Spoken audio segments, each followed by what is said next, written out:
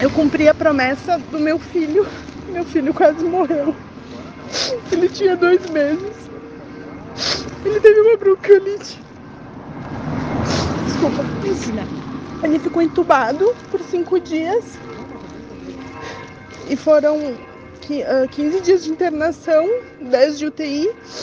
E eu pedi para Nossa Senhora me ajudar, interceder junto a Deus para que trouxesse meu filho de volta, porque eu queria. A segunda vez que eu vim, eu pedi que ela me concedesse a bênção de ser mãe de novo. Engravidei do meu filho no mês seguinte. E aí, então, meu filho ficou doente com 2 meses. Então, eu não estava aceitando o fato de que ela me deu e ia me tirar. Então, eu pedi de novo, por favor, me ajuda.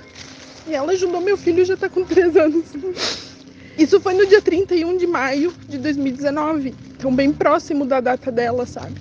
E agora, por conta da pandemia, a gente não veio antes. Mas a gente chegou aqui para cumprir a promessa, né? De que se o nosso filho vencesse essa batalha da bronquiolite, a gente viria a pé de novo para agradecer. E a gente está aqui agradecendo hoje.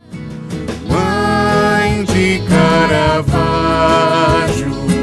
fonte de sabedoria, ensinai-nos, ó Mãe, como ensinastes teu filho Maria. Ensinai-nos, ó Mãe, como ensinastes teu filho Maria.